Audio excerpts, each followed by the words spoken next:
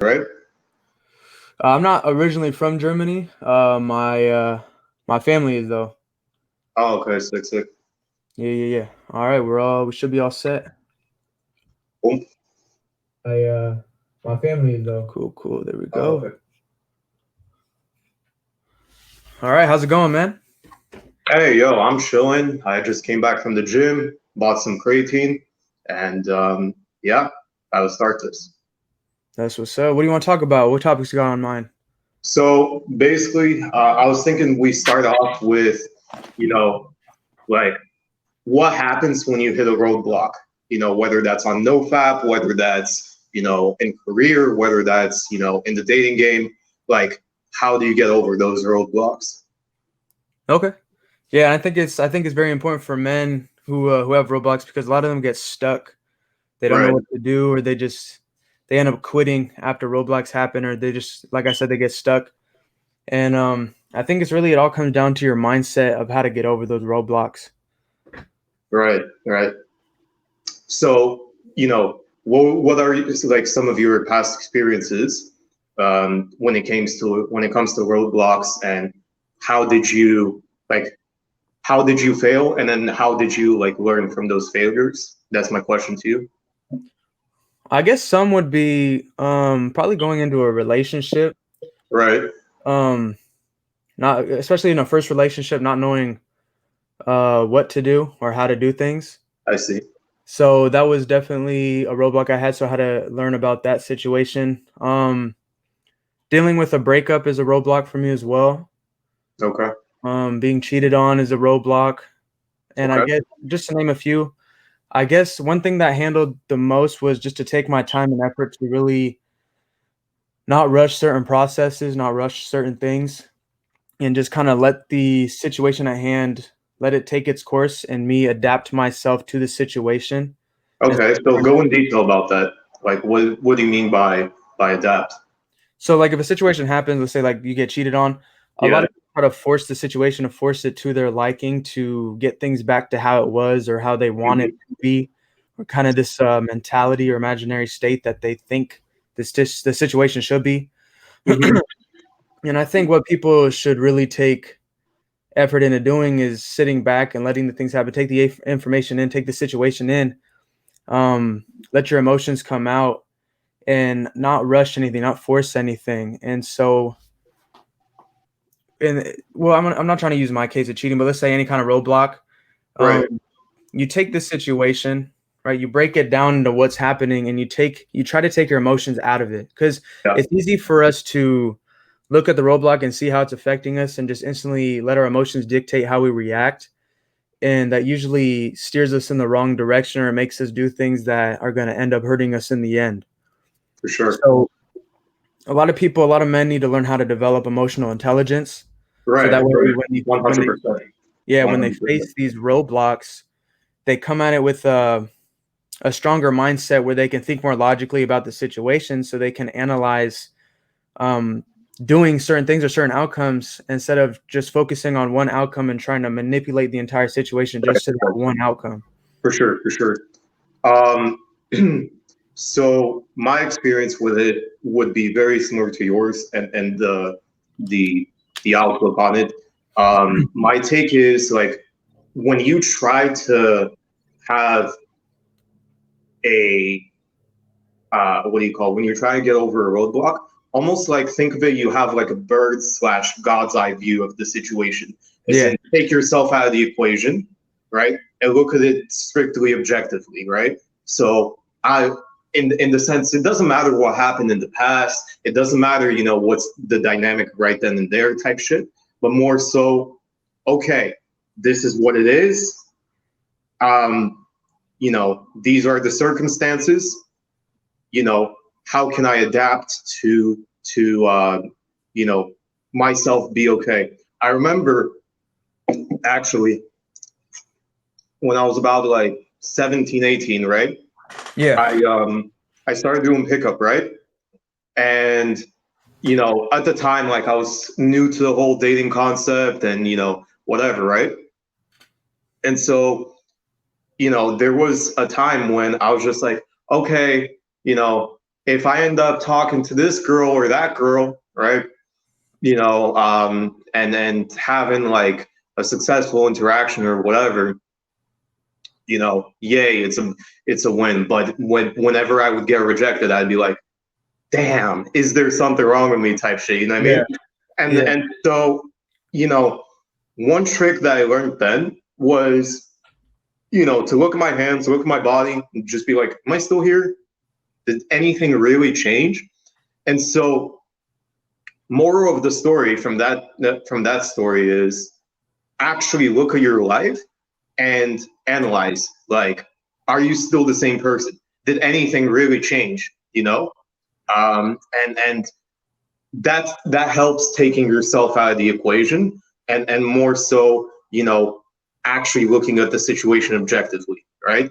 So in the case of someone cheating on you or whatever, just be like, okay, am I still a good dude? Am I still a good person? Do I still have my mental in check?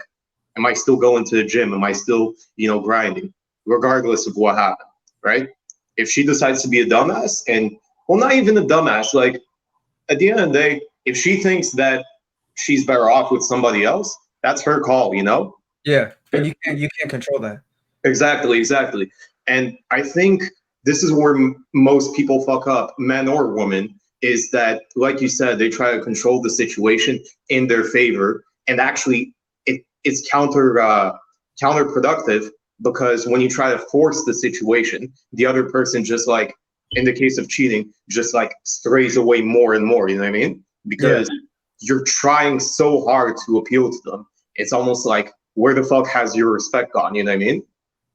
Yeah, or your dignity, and they Yeah. like they try to take the situation and try to bring it back to how it was Mhm. originally. And like for your case, let's say rejection when you're doing pickup games, a lot of people, like, let's say they go meet a beautiful woman and then they just instantly get shut down. They don't look like, okay, I'm good, it's a no. They just let their insecurities come out, and they're like, oh man, she doesn't like me because of this, or maybe it's because of Yeah. that, or maybe because this is about me that she doesn't like, instead of actually analyzing how they approach the situation, or maybe it's just, not the right person you're supposed to meet, that type of thing. They usually let their emotional influence or their insecurities take over from there, and it kind of just puts this negative mindset on them that derails them from actually getting over that roadblock and succeeding. But that's actually the thing, like, I agree 100%. Even I remember, I think it was a couple months ago, right? I went out on a date, actual, just like a one-on-one type shit, right? And prior to that date, the girl was super into me. She was very invested, whatever. We're kind of texting back and forth a little bit. And, you know, on that date, I felt like she didn't put in any effort, right? Yeah. Like, wasn't as invested. So that came as a shock to me, really, because, I wasn't used to that, right? Yeah. Um, but at the end of the day, I was just like, okay, look, this is what I have to offer. This is me, right? This is my vibe. You with it, you with it. You not with it, okay, that's on you. Live a good life. Yeah, I'm exactly. not going to force you into anything. And this is actually where the key is, because this translates over into career, into business, whatever. So you have a business meeting, right? You propose a new project idea, right?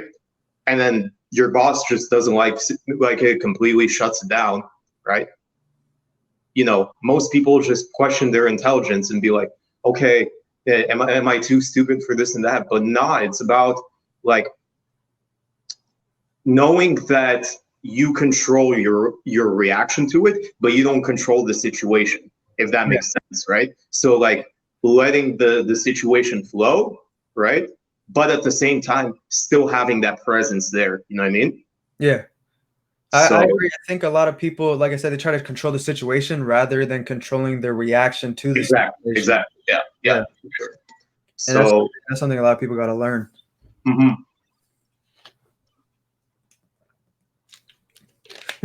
Especially especially when it comes to like a job or business or stuff like that. They're trying so hard to, because it's a hierarchical system, that they Yeah, want to just keep going. They want to make sure they secure that next top spot. yeah, for sure. And I've seen this, like, it doesn't happen only like in the beginning stages. Like I've seen people that are 40, 50 years old that still have this mentality that's just like, okay, I'm stuck in this job and it pays really well, but at the same time, it doesn't pay me how much I want it to be paid. And they're afraid to make a move, because it's just like, oh, what if I get fired type shit. Well, Yeah. clearly that's not the type of job you want to be in. Then, Yeah, honestly. you know what I mean? So, you know, it's not like this shit only applies to men. It's not like it only applies, in their 20s or whatever, right? It can happen to anybody and at any point in their life. And what I found out, whether you believe in God, whether you believe in nature, whatever, life, whatever you want to call it, life will always give you the same lesson over and over again, until you actually learn to adapt to that type of lesson. Oh Right? yeah, because you go through these situations and you like it's a roadblock. So you keep going through similar situation, not the same exact, but until you understand how to overcome that roadblock, Exactly. how you understand how to maneuver your reaction and your choices through that situation. So you're technically clearing like a checkpoint or a level Yeah. of those type of situations. When you don't know how to maneuver yourself through those situations, you're going to keep ending up in those situations and repeating it because you don't know how to maneuver through those situations or get past the mindset or the actions or the reactions to those situations. Mm-hmm.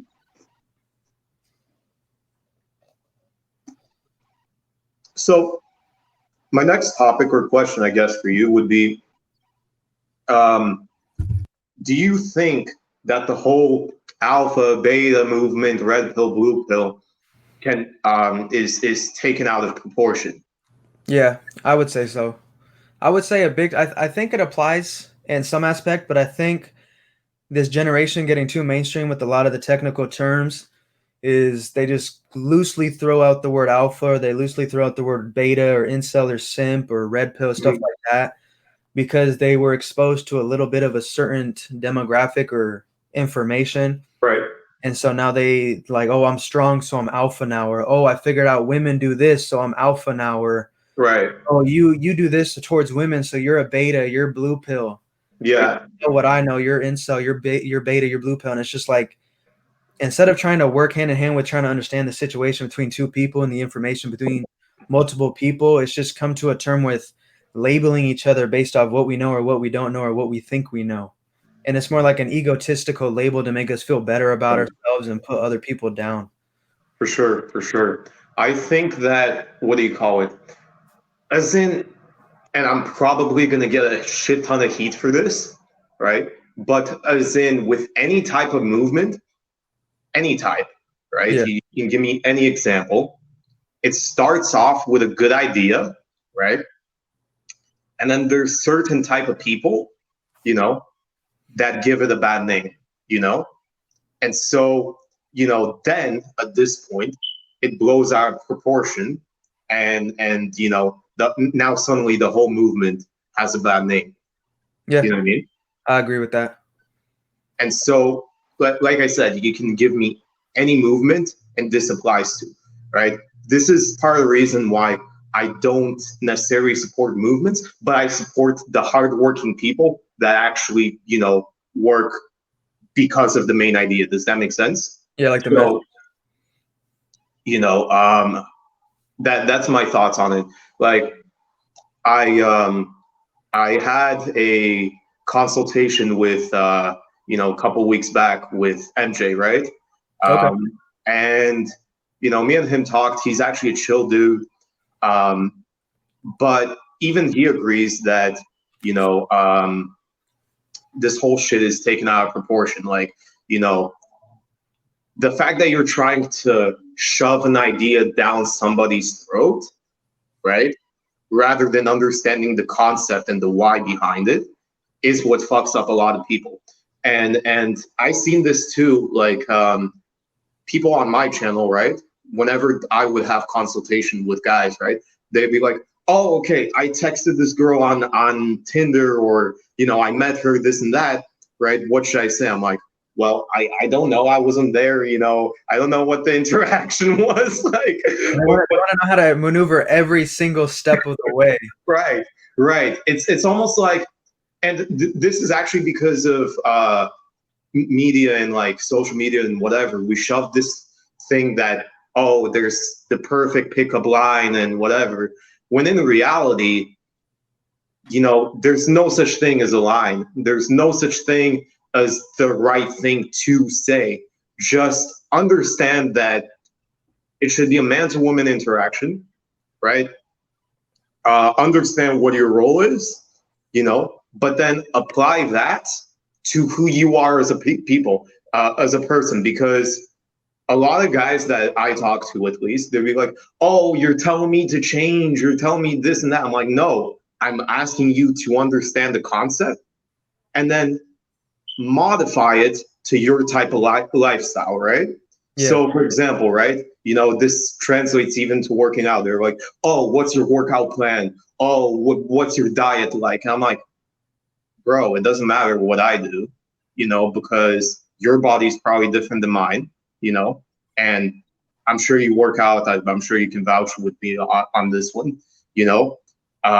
The calorie intake that you need to take is probably different than mine, you know.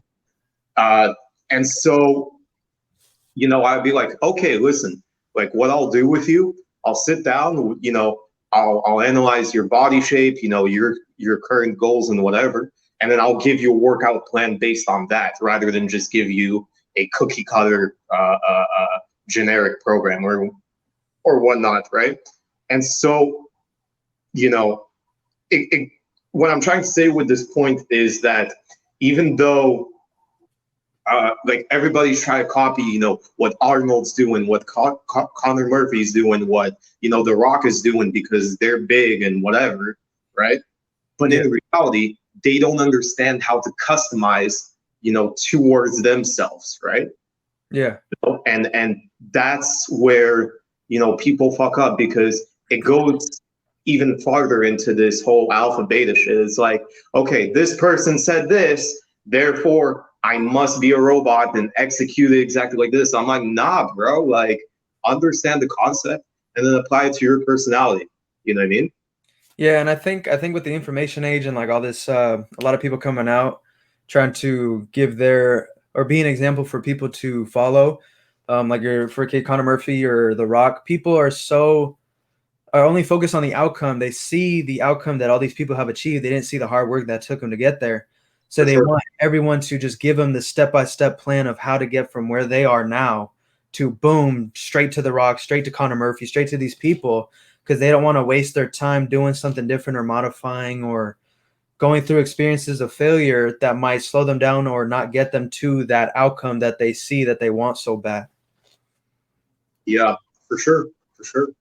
And like, people gotta understand, it's not always a straight road. Like, you're gonna fuck up. You're gonna fuck up, right? Fucking up doesn't mean you're beta or incel or whatever, you know. But because of this whole bullshit that we've been fed, you know, it almost makes you, you know, talk down on yourself type shit, you know. Like, personally, whenever I'm out with a group of people, with a girl or whatever, I just lay it down as it is. I'd be like, listen, this is me, you know. You fuck with my energy, you fuck with my vibe, you fuck with me, great. You're welcome into my life. Let's see what you have to you know, to show for, you know. Yeah. And so this applies with anybody, like the friends I have, you know, the girls I'm dating, you know, anybody really, right? You know, it's kind of like a filter system. And so, you know, I'd much rather have like 2 or 3 quality people in my life than a bunch of people that, you know, don't even know me or support me or respect my process, you know? Yeah. And so I always just like lay it down as it is. And if you don't fuck with me, like I don't take it personal, you know what I mean? Like, I think a lot of people take it personal. What's that? I said I think a lot of people do take it personal because they let their emotions get into it because they like the idea of having these certain type of friends or having this type of looking woman. So when they interact with this, like, oh, well, that doesn't really vibe with me. Like you said, if you vibe with me, you vibe with me. If not, then you don't, move on. Exactly. They don't want to move on. They just like having the idea, this outcome of what that can benefit them. So they try to either manipulate those people to vibe with them, or they manipulate themselves to vibe with them, and they've lost their complete uniqueness, their complete individuality. And they end up realizing later that all the shit and all the waste of time that they went through ended up going in the wrong direction, just towards failure. Right. For sure. For sure. Do you have any questions for me though? What made you get into this kind of topic? This kind of, not the topic we're talking about, but like this niche, basically, or Right. what started it? There's multiple answers to this one because I guess like for a while, maybe since I was like 14, I'm about to be 22 next month. I think that I always knew like there's this whole, human nature and why people do things the way they do them and whatever. But and so I learned it from a young age. I just didn't know there was a name for it type of thing, right? But basically at that time, like I struggled making friends. I struggled, socializing. I was always like the shy kid and whatever. And so I was just like, well, why the fuck am I getting pushed around? Why am I getting bullied? Why am I getting this? Why am I getting that? And so I think, around that time is when I had my first girlfriend as well, right?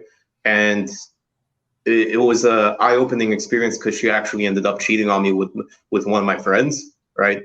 Sorry about that, man. It's all good. It is, man. It's all good. It's all good.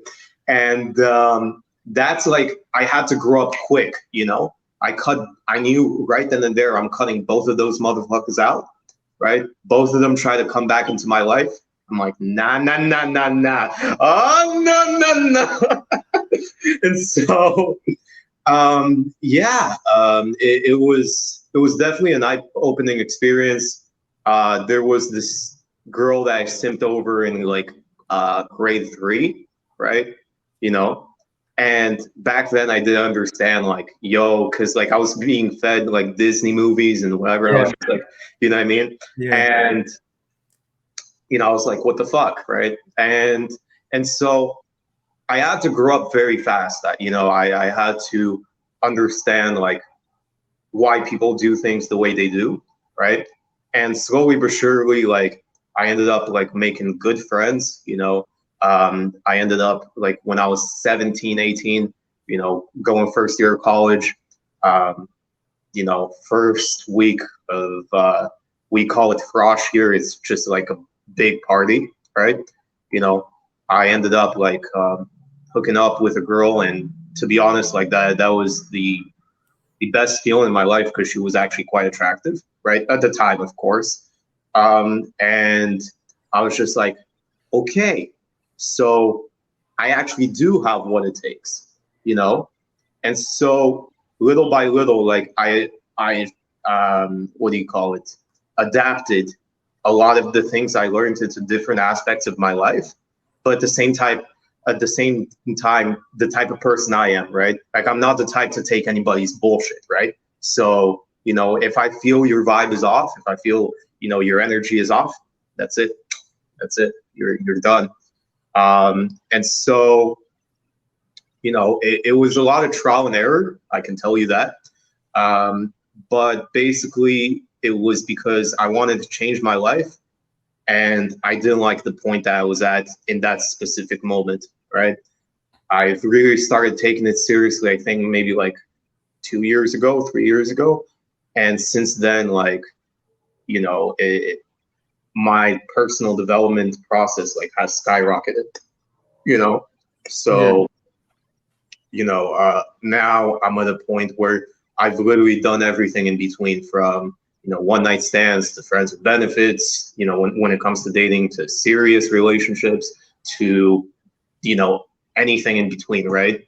And so, I feel like a lot of the things that these guys go through, it's because they don't really know what to expect, right? And that's where I come in and I try to pitch in. But what makes me different, like from other coaches, is because my approach is I want you to get to know yourself better, before you focus on anything else. I.e., before you become like a fitness trainer, I want you to understand how your body works, because I believe in the quote that before you can change the world, you got to change the little 1 meter perimeter around you.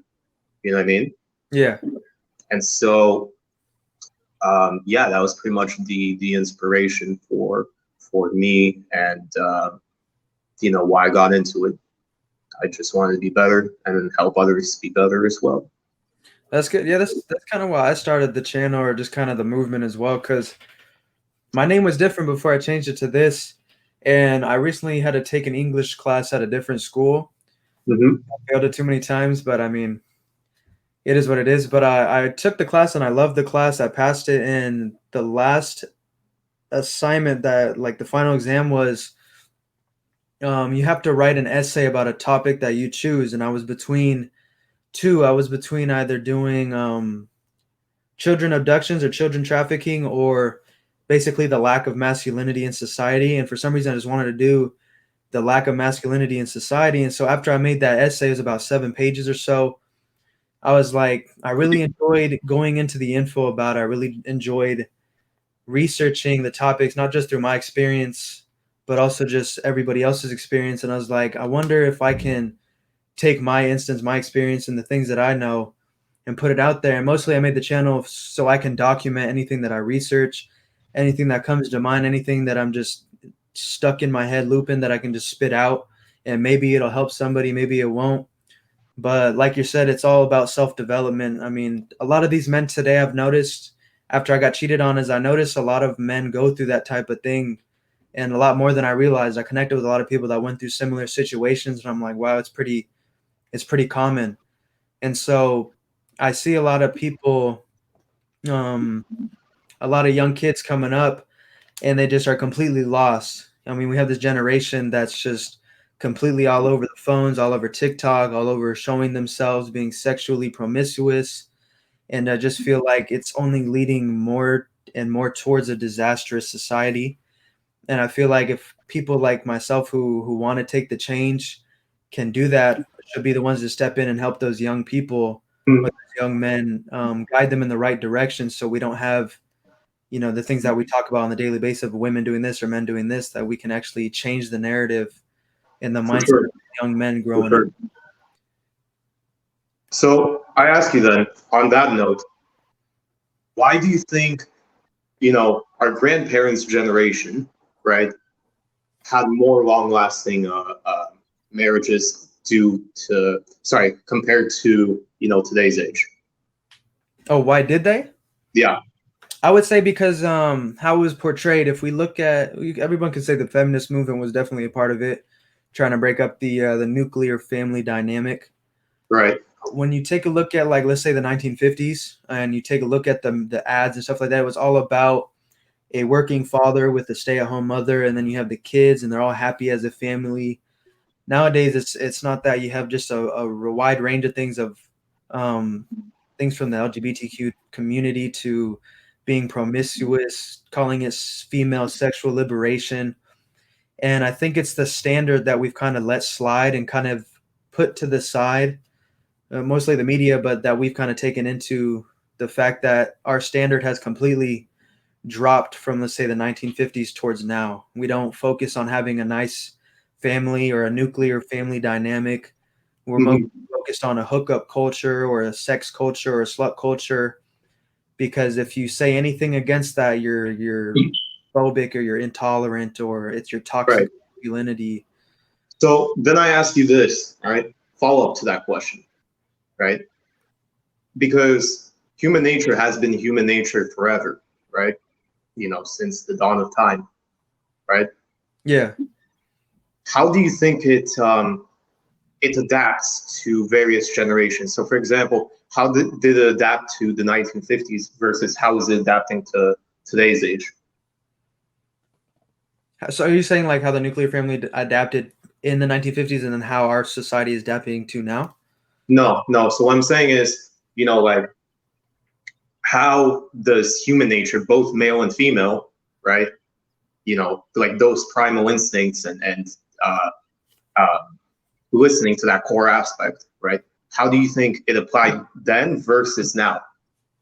That's a good one. That's a definitely in-depth thought. I would say back then, I would say more is because us as men, we more want to, like, when we grow up as a young man, we want to be more sexually active.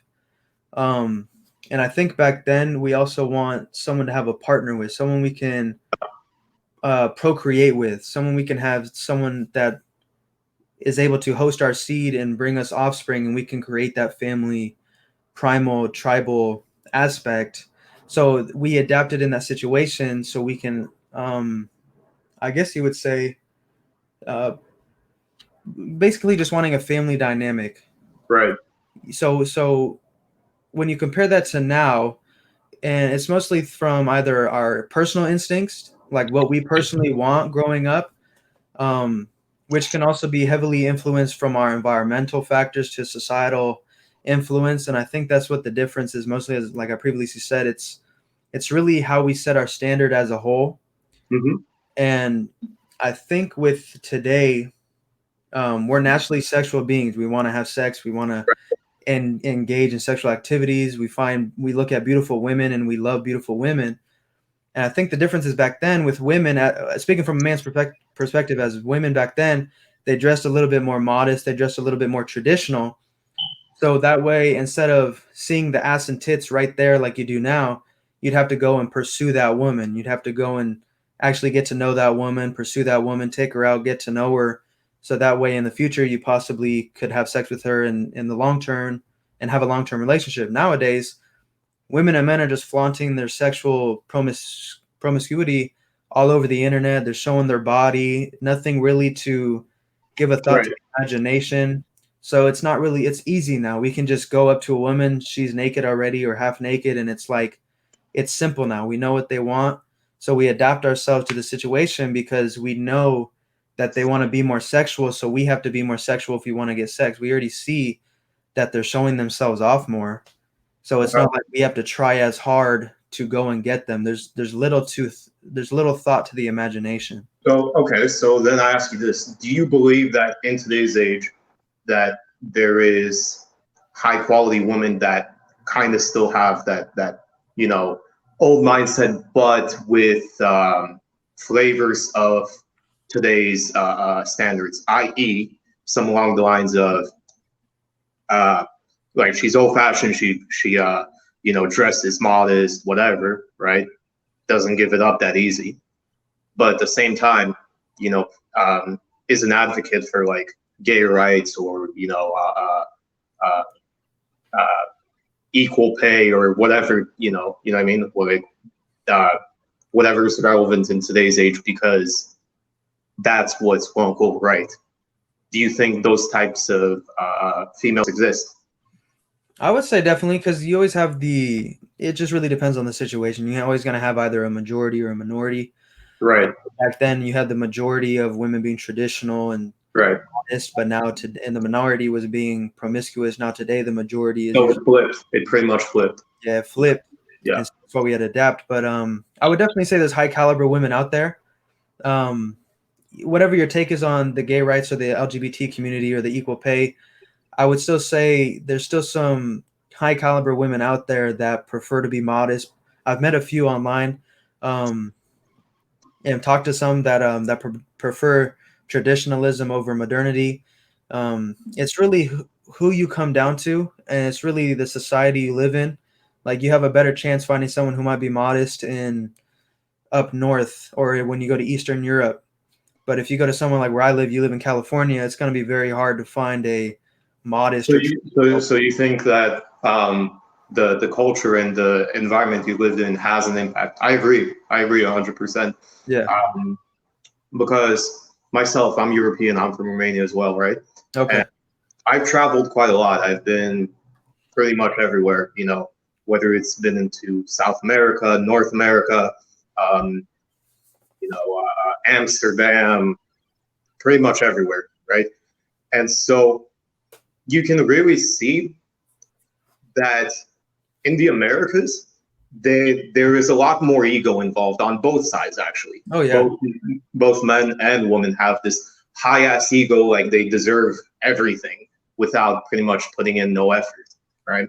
Whereas if, you know, and I'm sure again you can vouch with me on this one, if you go somewhere in Eastern Europe, right, it's much more what's the word um,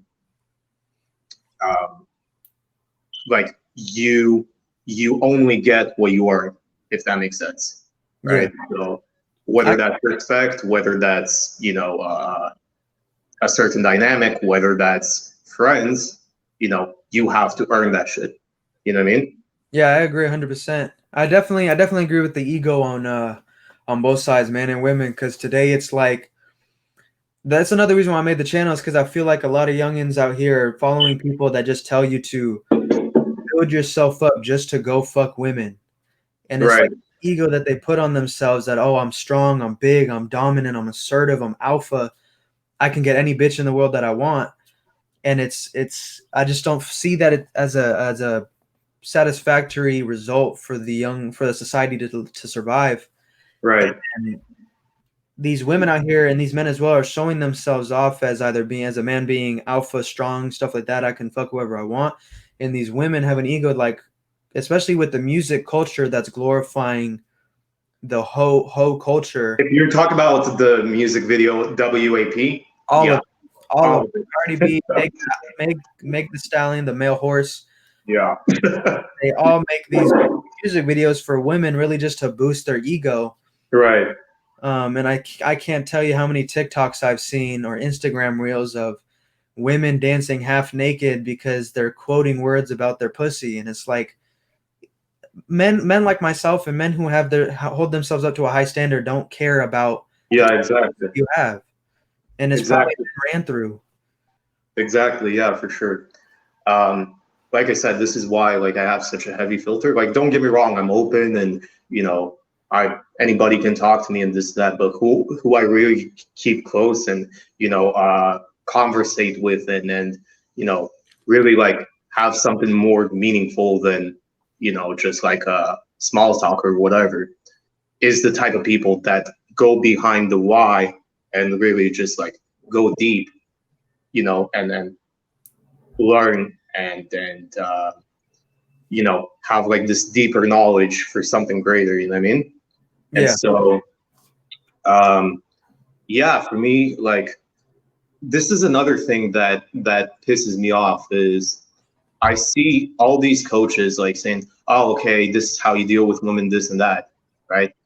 While there's a lot of truth in that, a lot of the time they talk about the majority of promiscuous women, right? yeah, But nobody really talks about your approach to a high quality woman, And again, a lot of the things transfer over, but there are certain tweaks that you should do, right? That kind of make or break the situation, if that makes sense. yeah, And it's not to say coming from a scarcity mindset, like, oh my God, no, I'm gonna make or break this and whatever. But it's more so that like who are you as a person? Like it ties back into that. Like, are you really the type of person that's just like gonna be shit for no reason, you know? Or are you gonna be the type of person that is like, okay, I'm not taking bullshit, but I'll still pay you a compliment if I actually think you look nice or whatever. You know what I mean? yeah. So that's where most people don't know where to draw the line, if that makes sense. No, I completely understand and agree with what you're saying. Like you said, with the majority of our women today and men being promiscuous, these coaches are telling these young men how to deal with promiscuous women, and we all have the joke of like, oh, they're for the streets. And it's like, why would you train yourself to go for women that the majority of them are for the streets? Right. Exactly. You can't Exactly. use pickup game or tactics that you're going to use on someone for the streets or a promiscuous woman and use that on a high caliber woman.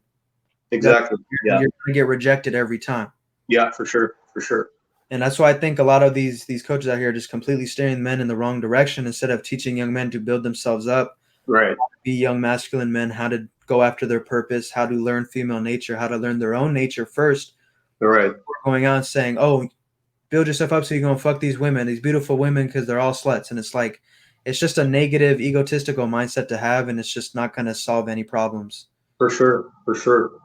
Um, yeah, it really do be like that.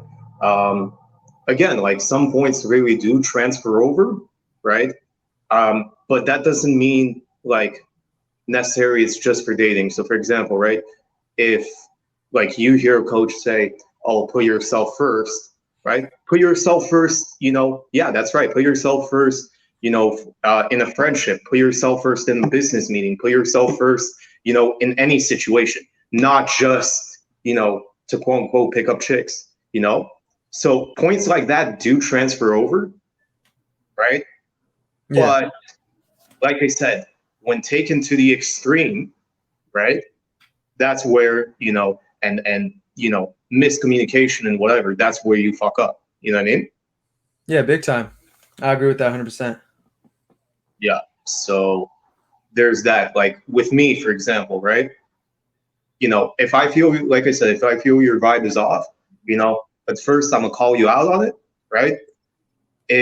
And then I watch like how you react and a lot of these things, right? And based on that reaction, I was like, okay, they stepped up, okay, maybe I'll give them another chance and just like let the conversation flow type thing, right? Yeah, But if I see continuous patterns, if I see continuous negative behavior, I'm gonna be like, okay, thanks so much, nice meeting you. I'm gonna head out. yeah. I think that's good too because, like, let's say like you're talking to someone and they slip up or something, or they're not kind of matching your vibe at this kind of level, they're kind of down here, and you say, "Hey, man, let's talk about it. This is how I feel about you," or that kind of instance. A Right. lot of those people that have that kind of mindset think of it as an egotistical viewpoint that, oh, he probably thinks he's better than me. Oh, he thinks that I'm lower than him. And it's like they put themselves in this negative mindset, or they put themselves on this ego trip that, oh, he probably just thinks he's better than me. I'm not worth his time, or he just thinks he's all that. When it's really like the understanding is, hey man, you should have someone next to you as a quality friend saying, hey man, I'm noticing you're slipping up. I want you to be up here, but I notice your mindset's just kind of down here. And unfortunately, today's day and age, too many people have this ego trip instead of actually having the opportunity for a good quality friend to kind of bring you up here. For sure, for sure. And I also think that, again, shit is taken way too personal. Like, for example, I might be better than you at this certain thing, but you might be way here at this other thing, right? And Yeah. so, that kind of balances each other out, right? Like, I'll be real with you, you know, I I'm not perfect, I don't think, I'm too emotionally available, right? You know, in any situation, right? Someone else might have a greater emotional intelligence than I do. You know, I'm not going to take it personally when they tell me something along the lines of, "Oh, you're slipping up here." You know, I'm not going to care. Like I know that person has a better emotional intelligence, and I remain humble and I want to learn. But at the same time, like if I have a higher, I don't know, straightforwardness to the point organizational view than them, I'd be like, okay, you taught me this, I'm gonna teach you this now, you know? So, and this translates again in all types of relationships, you know, whether that's job, like for example, right? I remember my old job, there was this guy that he was like a junior developer, right? I'm a programmer, and Okay. so you know I did a certain aspect better than he did. I'm like, hey man, you should learn these design principles. It's like this, right? And then he was just like, oh, okay, cool, yeah, I see what you mean now, right? Whereas there were other instances where he was like, oh, you know, you should do this instead, right? And implement this type of style in your code. And I'm just like, oh, yeah, that's actually a good idea type thing, right? So, you know, same shit would go into relationships, right? Like, you know, maybe Shorty is telling me like, hey man, I don't like the way you are so indifferent all the time, right? Like I get you're putting yourself first, but spend a little bit more time, with the family or with me, or let's hang out.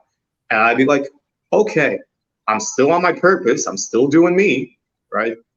But I will allocate like 2 hours of my time, on my undivided attention, right? It's not really Yeah. a compromise, but at the same time, it makes the other person feel included, right? And so, it's just like that. Whereas, if she was slipping up, I could be like, hey, yo, I don't like the fact that you're on your phone 24/7, right? That's not a good habit. Stop trying to, impress everybody, or whatever the case may be, right? And I'm gonna call that out on it. Yeah. So I think that a lot of this stems from this ego trip that people go on, and thinking, okay, I'm perfect at everything. I don't want to improve. I don't want to do this and that, right? And when somebody tells you, okay, you're slipping at something, you'll be like, oh, you think you're so much better, this and that. I'm like, nah, I'm just being real with you. So, Yeah, I had some kid on my page the other day. I posted something from this page, and it's talking about like it was a traditional post about going back to traditional roots, and one of them was go to church. yeah, And I don't even go to church. I just like the traditional quotes that I had. And some guy responds just to the church part and says, why do I need to go back to church? Like, I'm not going to listen to some hypothetical made up man that's sitting in the clouds. I don't need anybody's help. I'm going to do this by myself. And I'm like, okay, I can either get mad at him, block him, or it's a teachable moment. So I was like, all right, I'm going to teach him. I'll be like, it had nothing to do about the message of going to church. The message was just returning about your traditional roots. I right, go to church myself. And I said, if you have that kind of mindset, you're just going to end up consistently failing. right, for And he goes, sure. well, I'm an atheist. I don't believe in God and all that. I said, it doesn't matter if you believe in God or not. The point is having that mindset where you're just going to do it by yourself with no help. You're doomed for failure. It has nothing to do with waiting on some guy in the cloud to just magically make your life happen. The point is, whether you believe in a God or not, it's taking tools that you're given, using that to benefit your life, and using those rules, whether you're Catholic, whether you're Christian, whether you believe you're Islamic or a Muslim, you take the rules that you're supposedly given and you use that to benefit your life. Right, And it's not about waiting and just sitting back in the corner like, okay, God's going to make this happen for me. It's you're taking the rules, you're taking the tools that are given to you, and all you're doing is simply praising all the blessings that's received in your life so you can make more things happen. exactly. Yeah, And he finally got to the understanding. He's like, okay, I can understand that. I don't believe in God, but I'm a very appreciative that my parents were able to give me these tools in my life, or certain things that I was able to use to benefit my life. And I said, that's all that matters. right, It's not about not having any help at all. It's about allowing because a lot of people that are atheists that I know is they don't like rulership. They think they're all in control. They think they have they're going to do everything by themselves. They got it all handled down. I said, whether you believe in God or not, you got to have the mindset of you have to be appreciative as well as being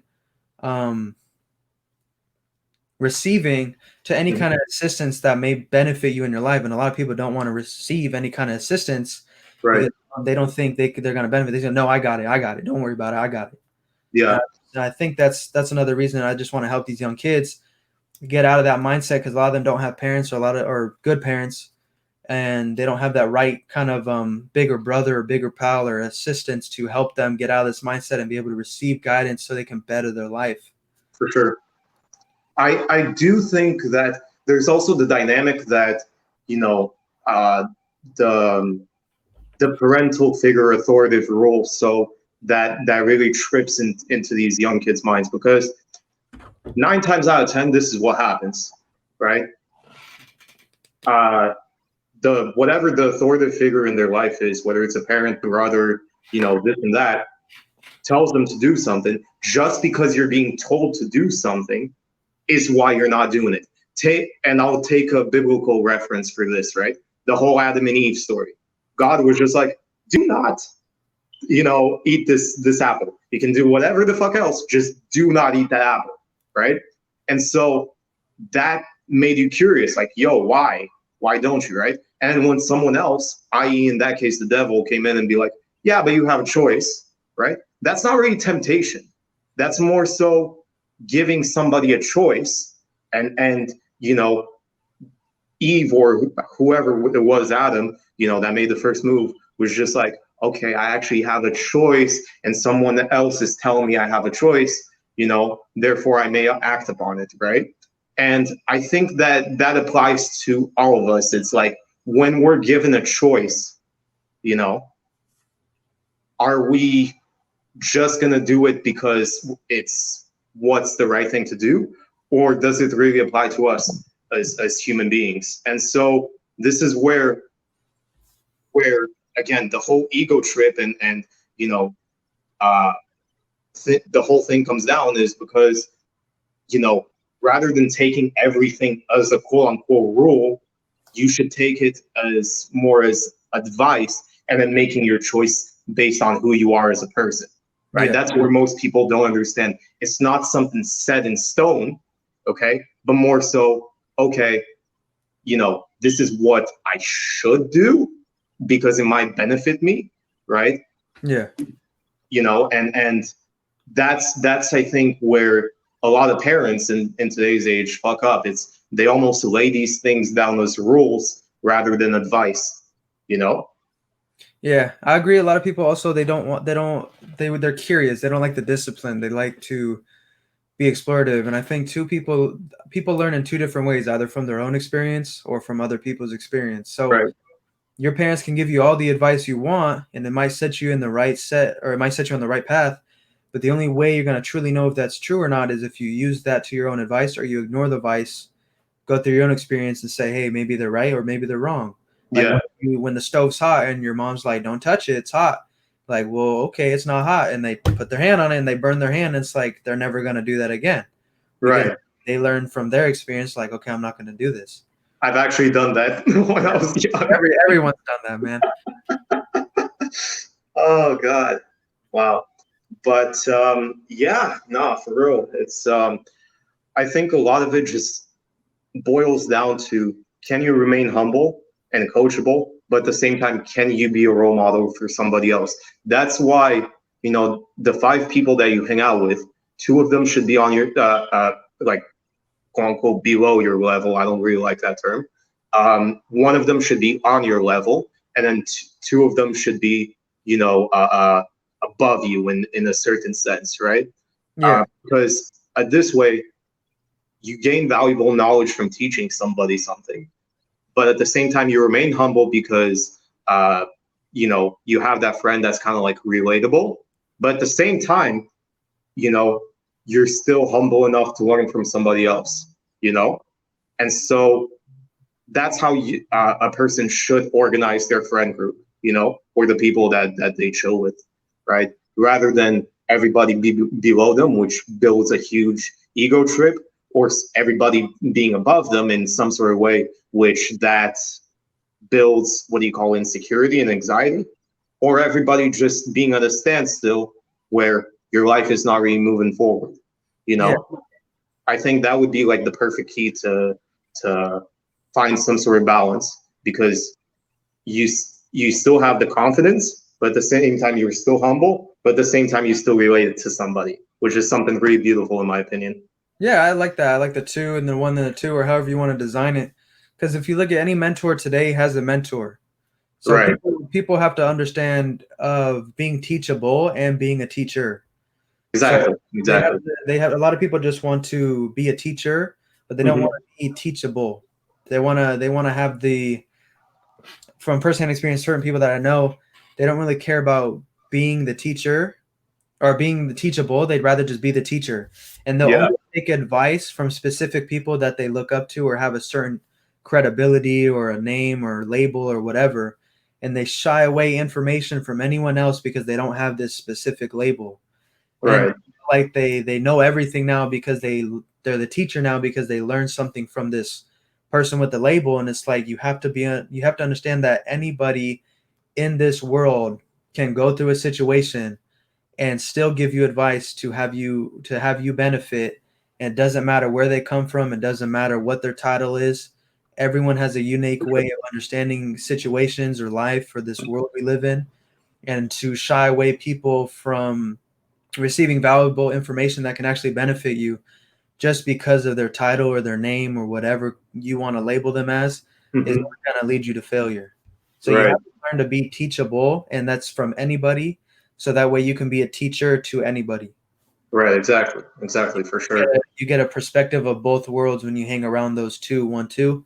So Yeah. that way, it's like you said, if you're sitting at the bottom and everyone's up here, you're gonna develop a lot of insecurities. You're gonna feel lost. You're gonna feel like you're worth nothing. You're behind. You're not good enough. When you have just everybody on the bottom and you're up here, um, you get this ego trip that you're better than them, or I can't believe I'm hanging out with these losers, or you become with these losers, or they're just wasting their time. But when you mix and match, you get to see the benefits and the consequences of each type of level of life. So that way you can take information from a broad perspective and navigate your way of life using that broad perspective and just being set in stone, concrete. I'm going this way because this person told me so. Right. Exactly. For sure. 100%. Um, yeah. Uh, I guess ask me anything else.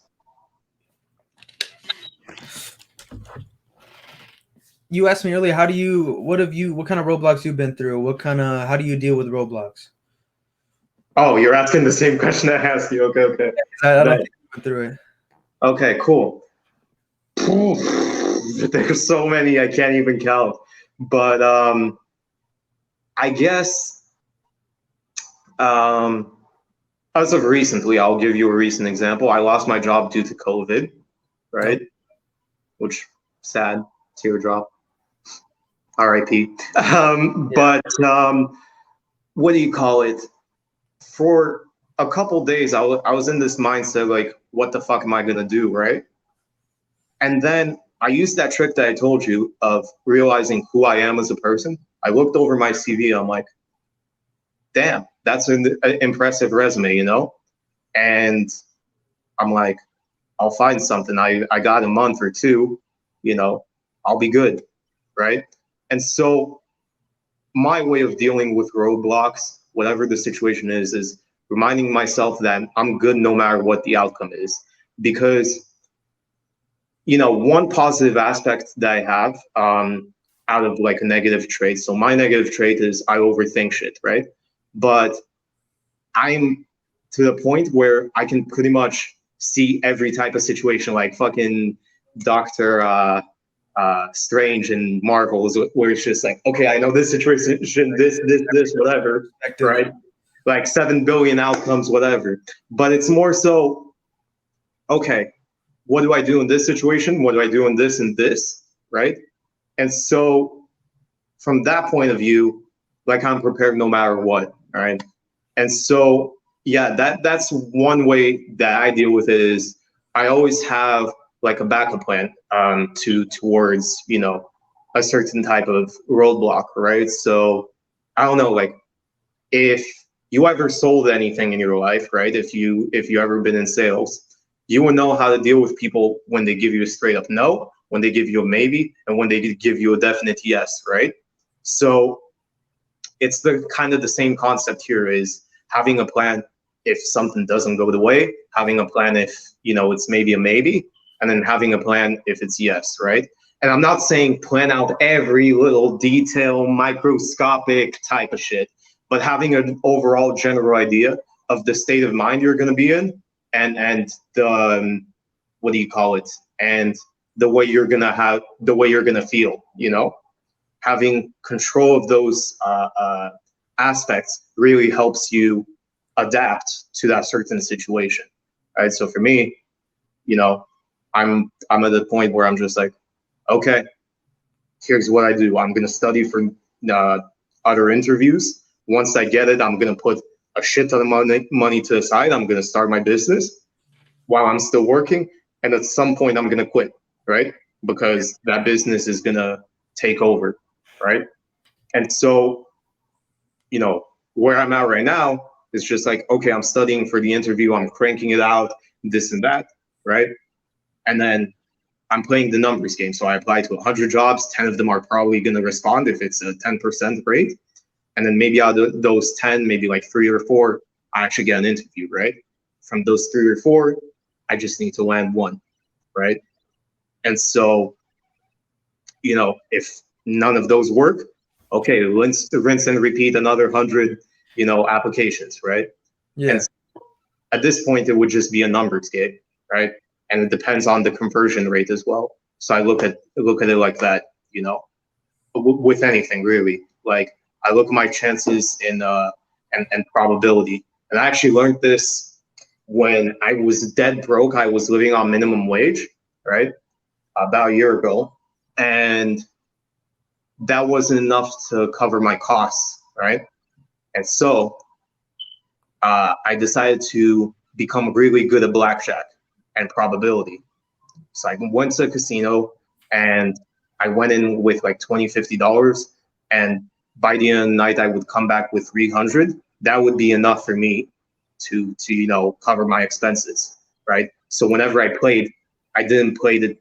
I played it by counting the cards. I always assumed my risk in the worst case scenario, and I played it smart, right? And that's why a lot of the cases I ended up winning, because I knew what my chances were, and then probability as well, right? So, whenever I make a bet in anything, right, I don't make it unless like my probability is very, very high. You know what I mean?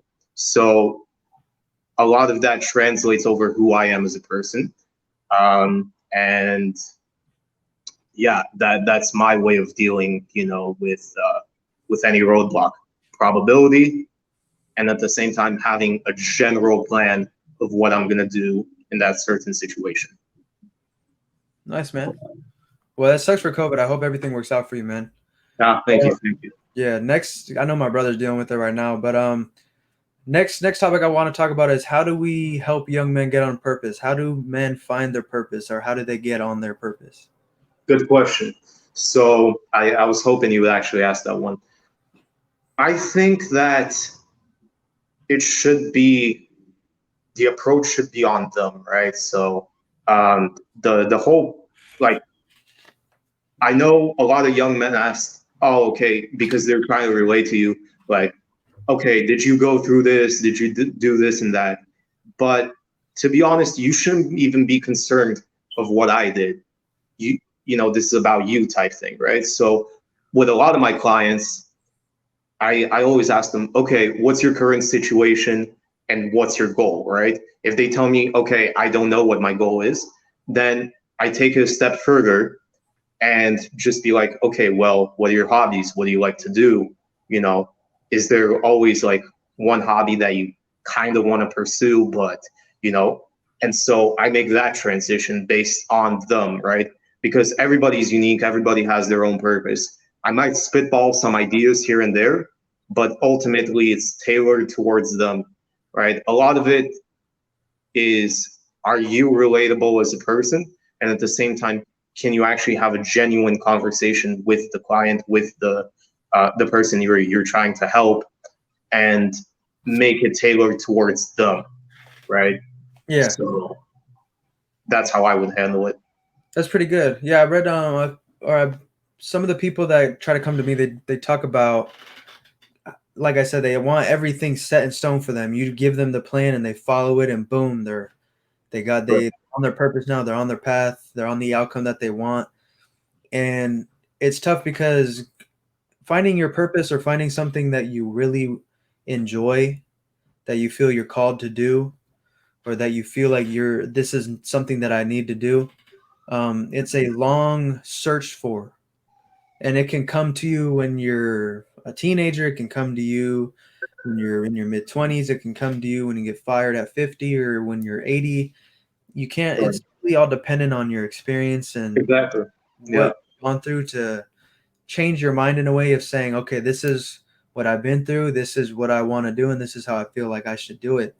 And a lot of people confuse their purpose with just things that they like, Like, oh, I like nice cars, or I like money, or I like these shoes, and it's like as long as I get a job that does this and I get all these things, I'm on my purpose. This is what it is. And purpose has nothing to do with money, has nothing to do with extrinsic materials. It's all intrinsic. It's all about how it makes you feel. Exactly, exactly. And you can make 5 grand a month versus someone who makes 100 grand a month, and you can be happy as you can be just living off that 5 grand a month as you know you're on your purpose. Right, exactly, And it's exactly. something you should have a burning desire for, something that you feel are contributing to society, and using your time, effort, and resources and your knowledge and your experience to at least change the society to progress yourself, your nation, your people, your family, your civilization, and progress it in a forward manner. Exactly. Yeah, for sure. Um, I had a guy one time ask me, "Is chasing money a purpose?" And I'm just like, bro. Um, in most cases, 99% of the time, it's not. I'm asking you, why do you want to chase money? Why, like, finding out the why behind that, right? And so, whether you want to be a businessman, whether you want to, help animals, whatever, I don't care, you know, you need to find out why. So many people, like, almost, how do I say, like I said, take these things that coaches tell them or certain people tell them as end results, and they try and make that their purpose, but don't you know uh, um, analyze the why behind it. And so oftentimes, more often than not, that why is actually their purpose. And I actually believe another thing. You can have a purpose for a short time or a longer duration. So a purpose can last you 1 year, it can last you a lifetime, right? Um, Ultimately, it's almost like the purpose that lasts you a lifetime versus the purpose that lasts you like maybe a year, two, five, whatever, are actually building blocks for that, longer purpose, right? So, for example, I'm really into working out. I love, improving my body and whatever. But that's part of me, you know, wanting to be better myself, but also teaching other people how to, you know, be better in terms of their physical health, right? That's part of my bigger purpose, right? My career, for example, like being a programmer, I don't want to sit inside a cubicle and just like, type on a computer and this and that. Like, it's cool. Don't get me wrong. It would make me a shit ton of money, but I want to use that tool to create a platform where everybody can like, interact and be a more useful social media, you know, for somebody. And I'll probably literally call it purpose. I'm not even gonna lie. And so it would be centered around that, you know, because that's what I feel like I'm called to do. Someone else might want to, save the children or save animals. That would be their purpose, right? And they could use certain tools, like I said, technology or things that they read or researched, towards that greater purpose. But you must go through those first few building blocks, right, to actually fully understand the bigger picture. And actually, in a lot of ways, that's how life is designed, if Yeah. you come to think about it. Yeah. I think the why is extremely important. Mm-hmm. And it ties in with the long term and the short term goals, because like whatever your long term is, like you said, if you want to build this platform, that's your long term. But in order to make that happen, you have to have short term goals where you become a coder, or you become this kind of career, so you can use that small purpose or that building block or that For goal. sure. So you can attribute that and stay on the path of your long term purpose. For And sure. also coming down with the why you do certain things. Um, a lot of people only focus on the outcome because it's satisfying to their perception. It's eye candy to them. Um, Dopamine effect. yeah, when they truly dig deep and say why, a lot of people don't want to go through the why. But when you truly dig deep in the why, if you find it to, you have to decide whether it's an extrinsic motivation or an intrinsic motivation. And when you find out, when you start analyzing things that you're doing and you start realizing you're doing things for your intrinsic motivation, you have to learn to reroute and kind of adapt to your situation so that way you can focus on doing certain things that are you're intrinsically motivated to do, because that's how you get better on your purpose. When you are Right. intrinsically motivated to do things, that's when you build your solidarity, your self-happiness, instead of only being happy from the intrinsic materials or the items that you're working to get, instead of focusing on the intrinsic motivation and the process that got you those items. Right. For sure. For sure. Um, yeah. So I guess my next question to you is, and this is more for the viewers out there. How did you know when you found your purpose? I don't know. I don't know if I fully found my purpose, but I think I'm hinted at what I think my purpose is. Because like I said, it's either you're extrinsic or intrinsically motivated to do something. Yep. And I feel like it's really how you perceive the world, what you kind of see is going on in your surroundings, and what you want to bring to the table. Right. And if you're just chasing things, you're not really bringing anything to the table. You're bringing stuff to your table. Exactly. Exactly. So Exactly. I think to find what made me find my purpose, or what clicked to find my purpose, is really just how I see or perceive the world through the situations that I've been through, and really see. You have to have a prophecy mindset of what do you think is going to happen in the next 5, 10, 20, 30 years, and see what you can do to adapt yourself for those next 5, 10, 20 years, and what you can do to impact those next 5, 10, 20 years in a progressive manner. And that's why I'm saying I've been through certain experiences that many people have not been through or couldn't handle going through. And there's things that I see in my own conclusion, my own peripherals going on in this world, that I just think, hey man, I need to take the initiative and be like, yo, I don't like the way this is going, or I like this idea. I just think it could be stirred in the right way. And I want to put my own 2 cents into it and feel, basically, I feel the desire, I feel the need inside of me to put myself forward into this situation to steer humanity or society in this direction based off of my surroundings, my environment, and my experiences. So I wouldn't say I know for sure what my purpose is. I just feel like through every step of the way, through every experience, I'm hinted towards what my purpose may be. And only through failure, only through trial and error is really going to find out um, if this is truly your calling, if this is truly your purpose, or if it's Right. something that's really just a side task that has nothing important for you to do. For sure. For sure. That's definitely a good way to look at it. Well, here I got a question for you. How does one change his self or herself to develop progressive habits? Oof. Um, so I'm gonna preface this. I was 2 years ago, I was literally the most laziest person that you could ever meet. Ever. Ever. Like since I was in like grade 7 to all the way to like high school, I was literally the laziest. I did not want to do shit. Okay? I'm telling you, like if there was probably Olympics for being the laziest person, I would win gold every year. That's funny. So yeah, that was me. And what really caused me to change was actually understanding myself and why I was like that. For other people, it might not be lazy. It might just be like you're unmotivated, this and that, right? In any sort of way, I think part of it is understanding the why, again, why you do the things you do, what traumas you need to get over, what parts of you need to heal, right?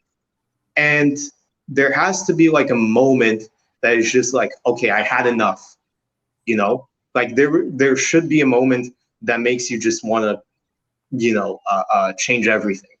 I know because that's the only way I changed. So for me, it was the fact that I was getting no respect from my parents, my partner, at some sort of point in time, because I was not really progressing, right? Yeah. And so now I realize I don't even blame them. like, sure, I wish that they hadn't given up on me at that point, but I can't really blame you if this is what you see for I don't know how many years, right? And Yeah. so, you know, it's again, it's that moment that is like, for me it was that like people had given up on me, right? For others, it might be the fact that they're out in the street and uh, uh, they're completely broke. For someone else, it might be I don't know, partner cheating on them. Another, it's different, but there will always be like that moment that just says, what, fuck it, I'm done, right? And from that point, that's usually when a person actually digs deep, you know, because their first instinct is, what the fuck is wrong with me, right? So, it's that point where you begin the journey of self-discovery, right? But, but the key in this journey of self-discovery is having the ability to have like that God's eye, bird's eye point of view and take emotions out of the equation, you know? And so once you're able to do that, you're able to see things like tunnel vision, right? And so,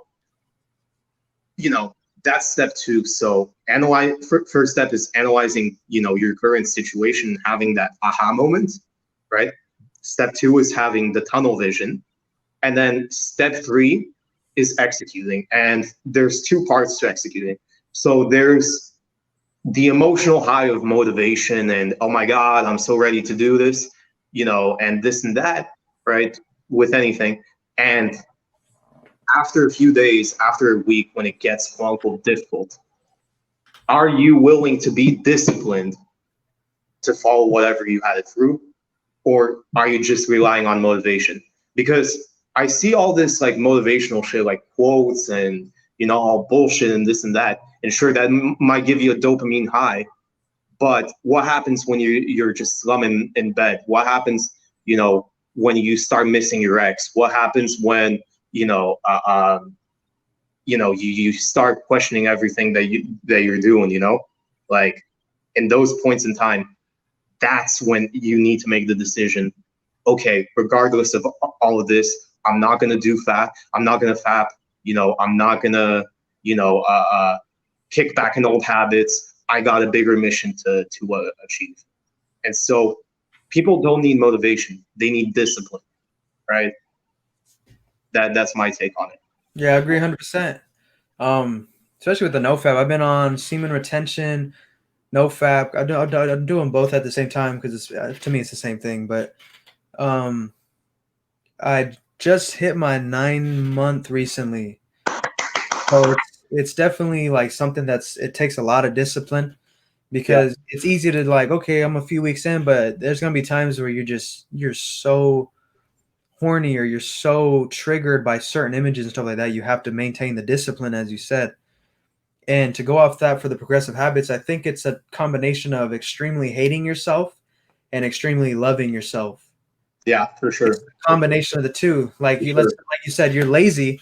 In order to change your habits, you have to extremely hate yourself. I'm tired of being fucking lazy. I hate who Yeah, I am, exactly, but exactly. I'm gonna change my habits because I love who I am and I deserve better. Or if you're eating Yeah, for sure, unhealthy, for sure. I hate myself because I'm getting fatter, I'm getting slower, I'm getting more angry because you get angry when when your diet's not right. So I hate myself that I keep binge eating or eating too many cheat meals, but I'm going to start eating healthier because I love myself and that I deserve better, or working out, whatever the case may be.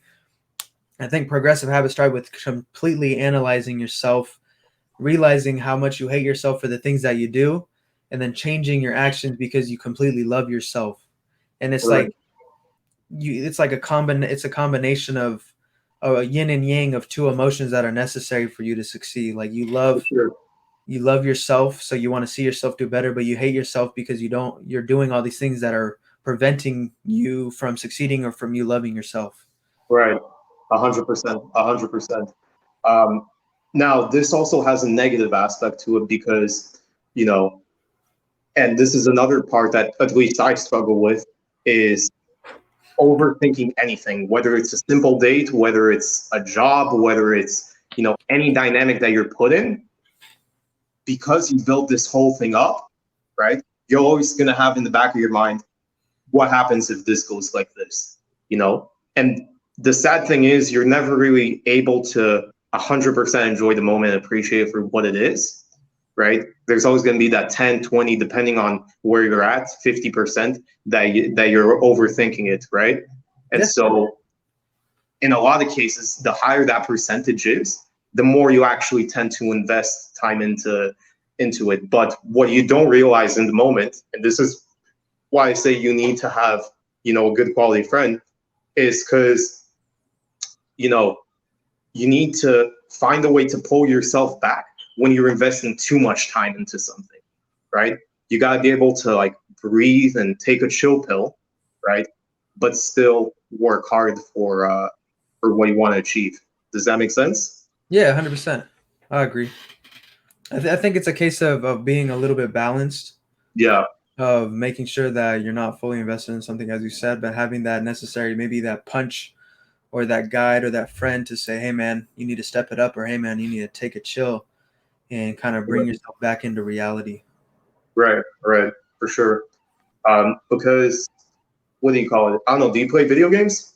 Yeah, I play. The only one I've been playing is Modern Warfare. Same though. Same. So like, okay, do you know when you're playing like Call of Duty or whatever, and like you're just absolutely destroying everybody, right? That's all And the you time. exactly. And so you get in almost like this trance state of like, okay, I know he's gonna be there. I know he's gonna do this. Blah blah blah. Right? I got my gun up. Right? Um, and pretty much everything else fades away, type of thing. Right? Like you don't realize who's texting you. You don't realize, what anything going on around you. You're just focused in that little sphere. Right? That kind of happens anytime you're, focused, right? And so I guess my question is how, because obviously that's a good state to be in, right? For getting shit done. But how do you adapt that into a sort of lifestyle, Yeah. where you're just like, okay, this is my get shit done lifestyle, but I need to take it easy, a little bit, Yeah, that's actually a good reference you used of being like in the game and like, okay, you can like when you're turning around the corner and boom, you already know someone's there and they're dead before you even get there. Like you're so focused, everything fades out. So that's a good comparison. And to connect that to real life, it's really, you have to be aware about your surroundings, about yourself, about everything you're going through. Even if it's business, whether it's working out, whatever, you have to eliminate distractions. Everyone's on this, or everyone's so distracted in this technological society that they can't really tune in on something without something in their brain poking at them saying, hey, let's go do this, or hey, let's go do that. Yeah. So they can't really focus on something and have everything fade out.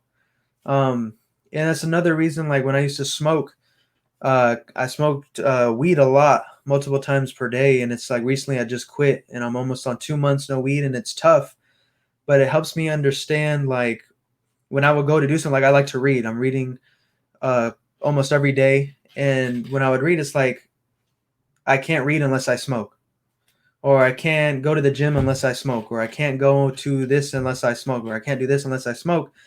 So, in order for me to truly dive into something and have everything else fade away, I basically have to isolate myself, analyze myself, and let my body come to its original state. So when Yeah. I go to dive into something, I'm completely focused on the task that I want to divulge in, without having, my subconscious or outside influence be like, hey, let's go do this, or hey, let's go do that, or hey, this is popping up in the back of my head. You also have to train yourself to have discipline and Mhm. put that 1% in every single day and put that effort in every single day. So when you go to put those tasks in, you're not influenced by the things, you're influenced of wanting to accomplish this. So everything in your surroundings just completely fades away until So you've completed what you're done with.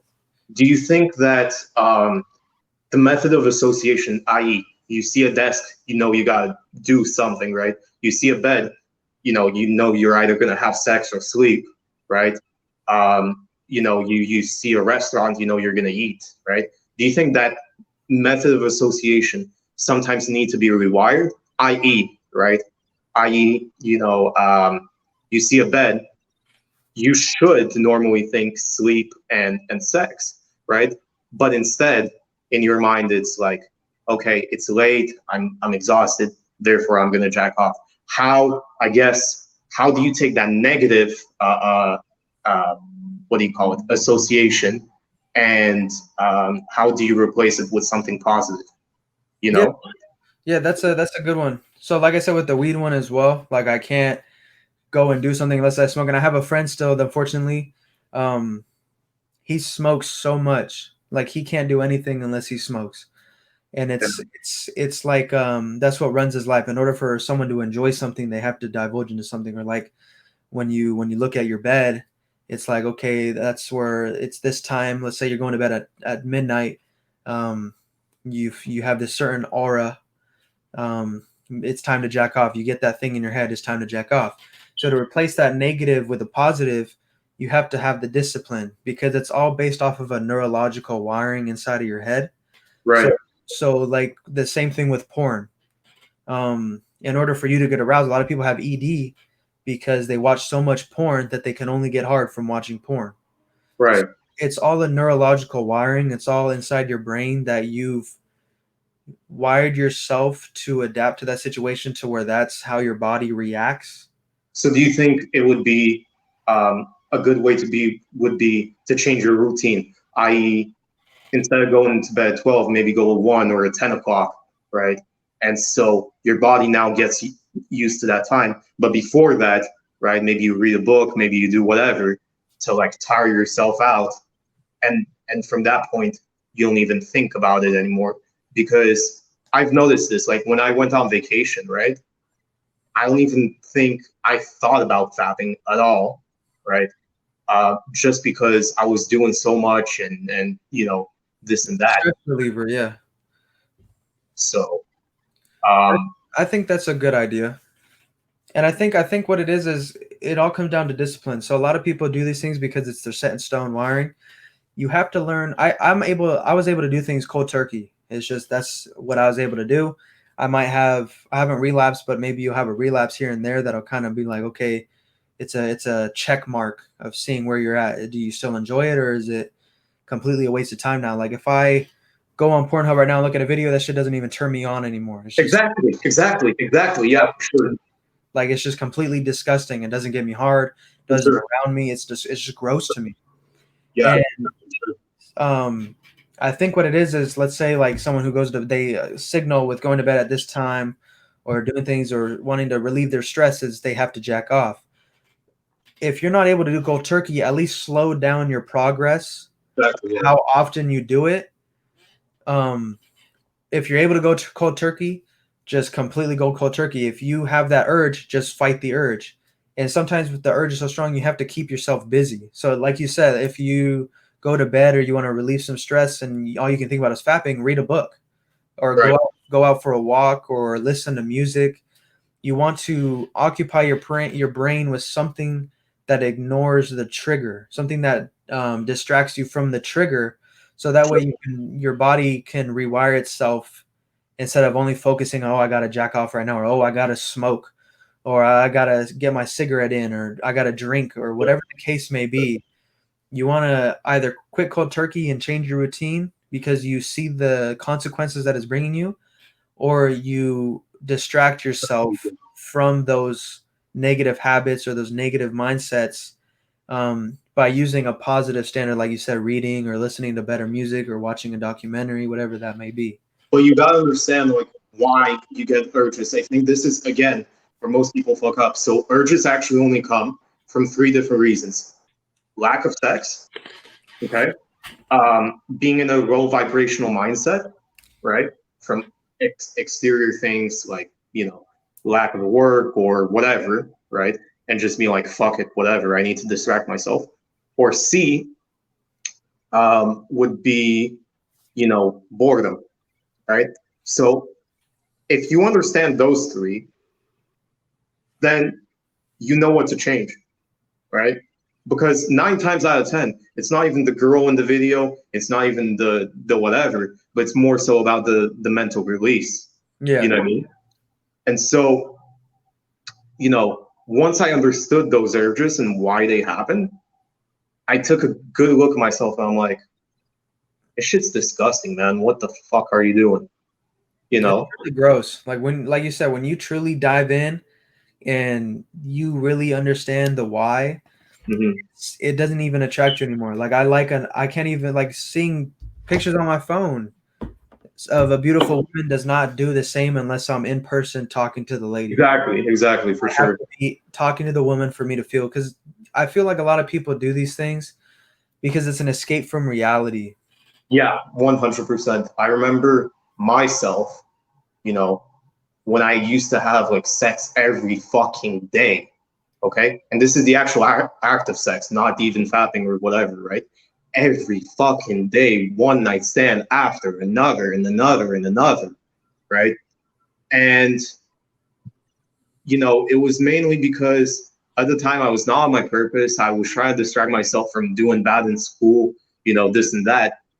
And, I stopped doing it because it I realized I was using it as an escape mechanism, right? Don't get me wrong, I love sex, right? But now for me, it just needs to be something more spontaneous and deeper, if that makes sense. Yeah. And I think since we're on the topic of sex, a lot of people that, like you said, have sex every single day, it's people that just want to feel good. They don't have anything meaningful in their life. Like you Yeah, said, there's no purpose. And when you do these things too, yeah, it feels good, but it doesn't mean it's good for you. exactly. And And so the it's problem, the same thing with like drugs or alcohol or yeah, whatever. cigarettes, whatever the case may be, it's just an escape from reality. And what you're doing is you're desensitizing yourself to not Right. only your own self, but the reality that you live in. It's of course an escape from reality, but when you go through so much of fapping, when you go through so much of sex or drugs, Yeah. you'll never get that first time feeling ever again.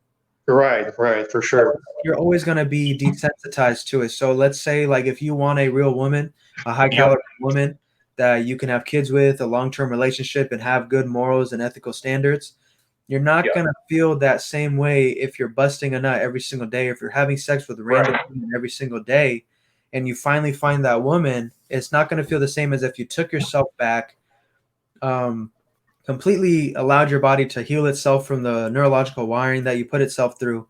And when Mhm. you meet this woman, it feels like the first time, and you're able to pair bond a lot easier For than sure. just beating your meat or having sex every single day, desensitized to the reality of your life. Okay, so follow-up question to that. How do you go from, oh geez, the wind's strong. But what do you call it? I guess when you're in a meeting with that high quality woman type shit, right? How do you know where to draw the line?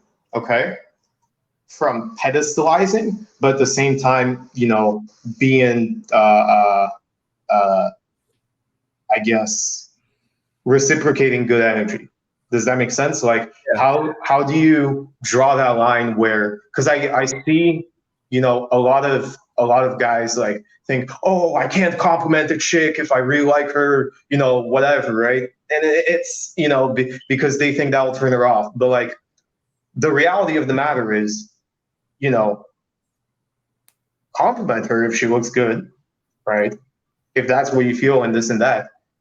But don't be that dude that just tries to compliment her just so you can get something out of it, right? So I guess my question to you is, how would you break that down? How would you, like, if someone was to ask you that question, how would you respond to them and be like, like how to differentiate between the two scenarios? Let's put it like that. Yeah, so let's say you are dealing with a high caliber women, because low caliber women don't care about the compliments and stuff like that. Yeah, When you deal with high caliber women, they hold themselves to a standard. So yeah, you treating them like an asshole, or you treating them like, oh, I'm the dominant, I'm just not gonna acknowledge you, and you're gonna be head over heels for me, is completely bogus, because they do want that attention.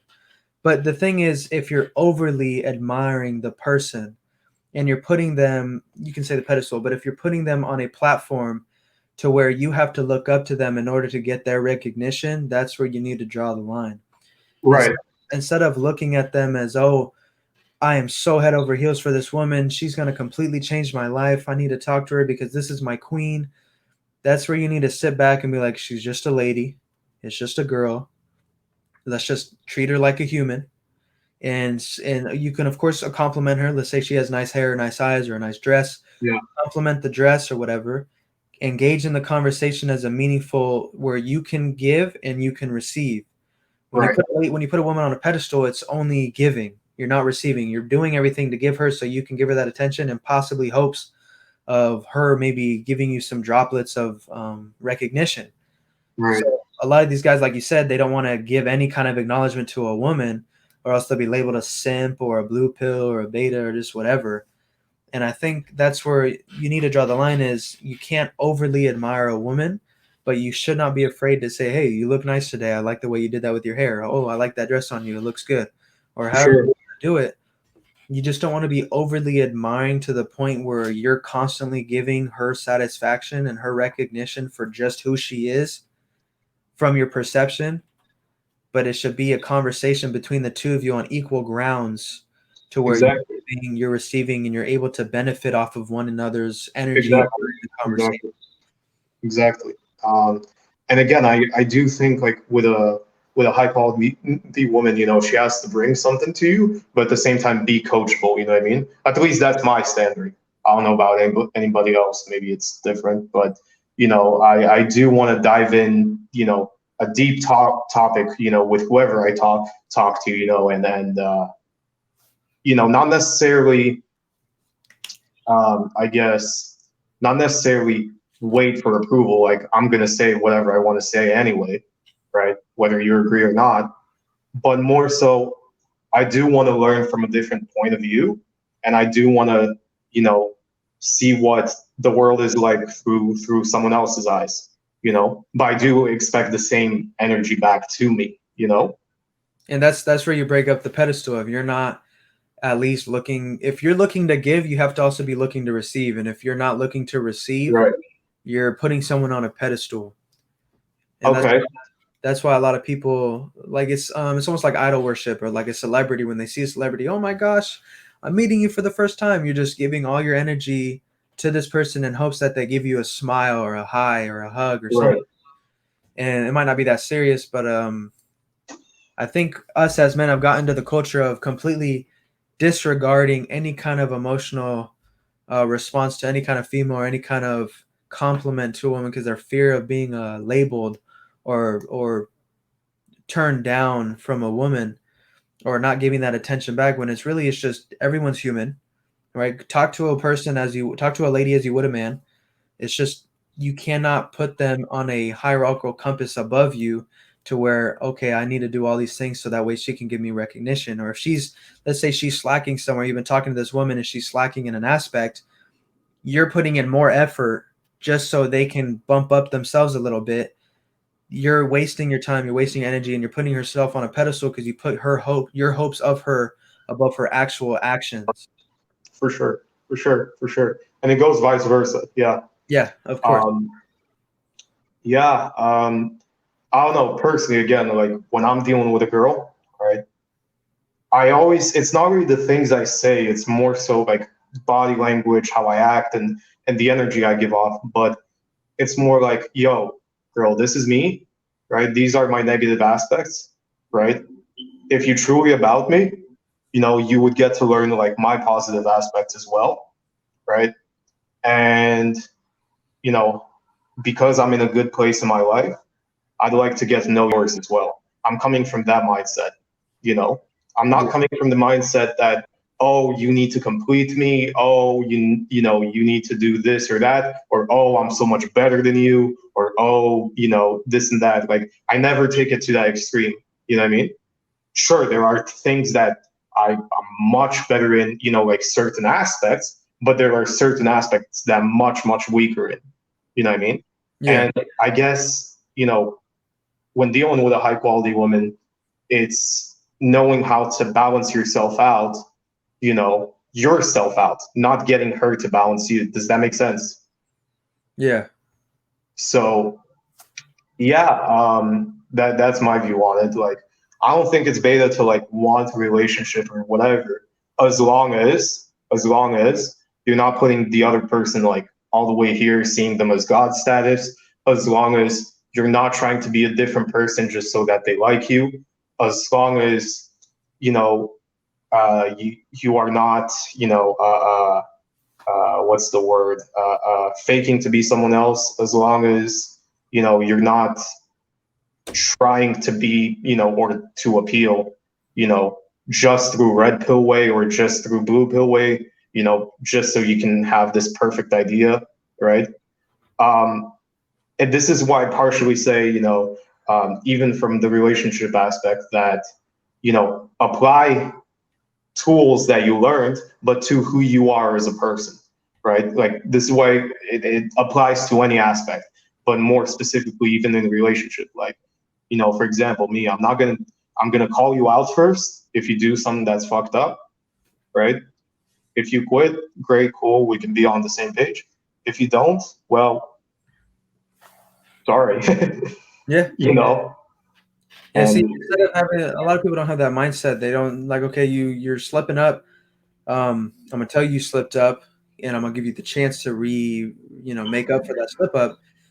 A lot of people know that they're hurt from someone slipping up, but what they do is they put more effort in, so that yeah, way they can be the example for that other yeah, person, so they can step it up. They think that, oh, if I put more effort in, that person will be like, oh, well, he's putting more effort in. I gotta step it up because I don't want to be slacking. That's not how it works.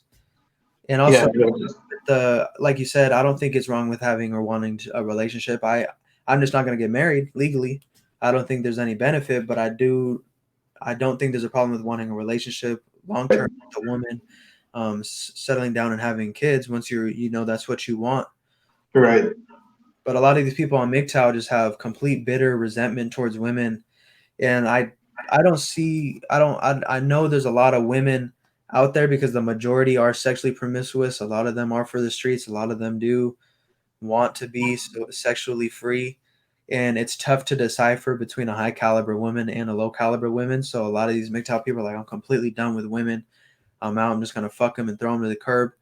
And I think that's just you're bringing yourself into a negative mindset and lowering your standards just because of the majority of other people's actions. When you notice that the majority of people's actions are like this, it should give you motivation to better yourself and mhm, become the minority so you can find that high caliber minority woman.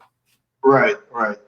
Like for me, to be honest, right, you know, if and this has actually happened to me, is if I don't see, a female like investing in me, right, or she switched up or whatever, you know, I'd be like, okay, fine, maybe she reconciled with an ex, maybe, whatever the case may be, right? Cool. I'm still gonna do me. I'm still gonna, I'm gonna put you on the back burner, right? You can stay there whenever you're ready. You know, best believe you're gonna have to put in 10 times more effort. Because I'm not just gonna let you walk into my life like that. Yeah. But at the same time, I'm not being closed-minded, like, oh, I have total resentment for this person, and then I'm so much better, and this and that. It's about knowing how to have that self-respect, but at the same time still being open-minded. I think that that's where the perfect balance is. You know what I mean? Yeah, I agree. And it's through experience and through some people that you got to learn to just completely cut the ties and know who you're allowed to keep on the back burner, who to just completely cut off. But Right. really, from an anecdotal perspective, it's a one-on-one case based on your experience. Yep. I don't think people just because they have one, like I got cheated on for over a year through a 5-year relationship. It's like, yeah, I'm not just gonna sit there and just completely get rid of women. Like someone made the choice to do that to me. I had my faults that I messed up on. She had her faults. I can analyze the situation and adapt to myself and grow that situation. Yep. I can just completely ignore the bad things that I did and the low quality standard that I set for myself and just completely hate women and say that's the standard of every woman and just completely abolish the thought of being with women. Or I can, like I said, adapt myself, grow myself, and accomplish things that I want in my life so I can attract the woman that I actually want or think Right. I want instead of holding this grudge against every single woman because I went through one bad experience. Right. And I do think, holding yourself to a higher standard is actually so key because say you're even doing one night stands and doing rotation and whatever. This again, you still need to energy check, the people that you're having sex with because what happens is there's a mutual energy exchange when you're having sex. I don't care if you're the most alpha person, I don't care, if you've been through whatever. There is still that exchange, no matter who you are. And so you gotta understand like what baggage are you letting, through your body and what baggage are you giving? You know what I mean? And that's where having that filter really is beneficial. Even though it's going to be one night, even though it's going to be hookup only, you should still hold yourself accountable, for the standard that you put yourself on. Yeah, for sure. It's because you're pairing bond with someone on a minute level. Yeah. You're having an emotional connection with someone because sex, whether you're biblical or not, it's sacred. It shouldn't be just casual. It shouldn't be played around with. It shouldn't just be like, oh, I'm gonna go on a fucking rampage or having a one night stand every single day. I think, in my opinion, sex is an enjoyable act, but it shouldn't just be with anybody or everyone. It should be with someone that you love, someone that you appreciate, someone that you can trust, and someone that you can build that connection with. Because when you have sex with someone, you're basically building that connection with someone. Your chemical reaction inside of your body is being manipulated just as hers is, and it's you're both of your chemical reactions are working towards each other to connect you two on a singular level. So when you're Right. pumping and dumping, you're connecting and then tearing apart, connecting and tearing apart, connecting and tearing apart, and you're kind of just throwing yourself off this loop. And like I said, you're desensitizing yourself, but you're not getting the chance to build that connection with someone, because when you build that connection with someone while having sex, it feels a lot better than just pumping and dumping one random every single night. Right. Yeah. So again, like if you're building a rotation or whatever, make sure you're actually like quote unquote cool with that person. You know, Yeah, like I don't see nothing wrong with having a rotation as long as that's what you want. The girls are cool with it or your partner, whoever, right? And you know you have like some sort of connection with them. But the moment that you decide to actually have a quote unquote relationship, right, that shit gets 10 times deeper. But this is where most people fuck up, is that they think just because it gets 10 times deeper, you got to put in 10 times more the effort. Nah, man, like, nah, it doesn't work like that. Because when you actually end up putting 10 times more the effort, you're actually pushing the other person away. You know what I mean? yeah. A lot of people just need to let the relationship take its course. And I agree with you. If you want to have the rotation, have the rotation. I just don't agree with the pump and dumps. Yeah, for sure, for sure. I think that's steering them in the wrong direction. At least if you're Yeah, switching plates or if you have a small rotation of people, at least have some kind of mutual relationship with someone so exactly, for sure, for sure, one another instead for of sure, just pumping and dumping and hurting yourself and hurting the other person. for sure, for sure, for sure. The most damaging one I think is when you pump and dump after a breakup, because you're again using it as a coping mechanism, right? Yeah. So that's actually the most detrimental to you. You know what I mean? Yeah, 100% agree. It's two things. You want to get over the breakup, so you're pumping and dumping, but you're confusing yourself more and you're hurting yourself more. Instead of just sitting and dealing with the pain of the breakup, Yeah. you're dealing with the pain of the breakup and you're dealing with the pain of the pump and dump. It might not feel like pain, but your neurological wiring inside Whatever. your brain is Yeah, adapting to itself, so it's actually hurting yourself more. for sure. I have time for one more question. Then I'm gonna hop out. So fire away. All right, what do you see the future going on for us young men? Honestly, look, everybody, well, not everybody, but a lot more people now are on this self improvement wave, right? If handled correctly and for the right reasons, you know, and not having this egotistical surge, then it's probably very great. But if you do it for the wrong reasons and completely black pill it or red pill rage and whatever.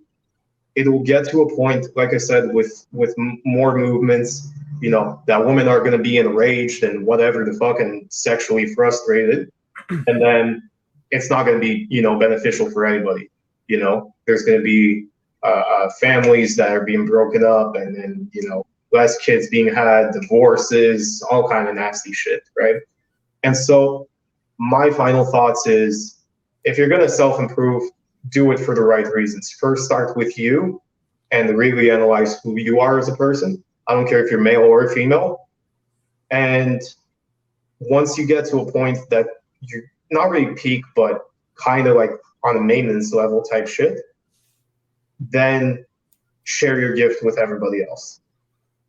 Yeah, I agree. I think it's definitely with the ego. If men are able to put the ego aside and actually focus on their self-development, then it can definitely work out being great. Mm-hmm. But if it's really just, if they're fighting fire with fire, it's not going to benefit either side. Exactly. You're gonna have both sides with women and men where they completely hate the other side. But if that's Exactly. where both majorities are coming, because you see the rise of the feminine movement, you see the rise of a lot of critique against men and toxic masculinity or the attack on masculine men. Instead of actually taking the time to build ourselves up and try to educate those around us, Mm-hmm. like as men, I'm not focused on the people that are trying to harm us because their mind's already set. But if you try to focus on getting the men while they're young and bring them up into the reality of the situation and growing them so that they can develop a progressive and beneficial mindset and character instead Mm-hmm. of completely fighting the fire with fire, I think that'll really set or navigate the future of men in the right direction. And it'll be an example for society because they see how we maybe tolerate things or we don't tolerate things and we don't take some type of bullshit, so they have to adapt to that as well. Because For sure. people only do things when there's no consequences. Right. So if we're fighting fire with fire, there's no consequences. But if we develop ourselves so we can show us the benefits for our people, but also the consequences for what you guys are doing to us, then they'll have to adapt as well, or they get left behind. For sure. So yeah, and just to be clear, like, I have no problem with like, adjusting the wage gap or whatever, right? Where I do have a problem is, again, on both sides. Just because you're doing something, it does not give you a right to ego, you know? Neither, and I'm gonna get a shit ton of hate for this, but neither side is quote unquote the prize. They're both the prize in their own certain aspects, right? Yeah. And so yeah, you can bash me, whatever, say whatever you want, I don't give a fuck. But like I said, each person, I don't care if you're man or woman, you have your own pros and cons, right? And whether it's a friendship, whether it's a relationship, whether it's a rotationship, entanglement, I don't give a fuck. You know, you really got to make sure like the type of person that you hang around with, you know, complements, in contrast, your pros and cons, Yeah, I agree. So yeah, I want to lay that out on the table, just like so there's no, miscommunication, because I know I'm gonna be like, there's gonna be that one dude where just be like, man, you hate women. No, I love women. I do, but I also love myself, Yeah. and yeah, I don't think that everybody should be put in a box, right? But like I said, take certain aspects and certain traits and adapt them to yourself. That's where true self-development is. Yeah, I agree. All right, my guy. Well, it's been fun. Thank you. Yeah, thank you for having me. Let's do it again sometime. All right. Yes, sir. Ciao. Peace out.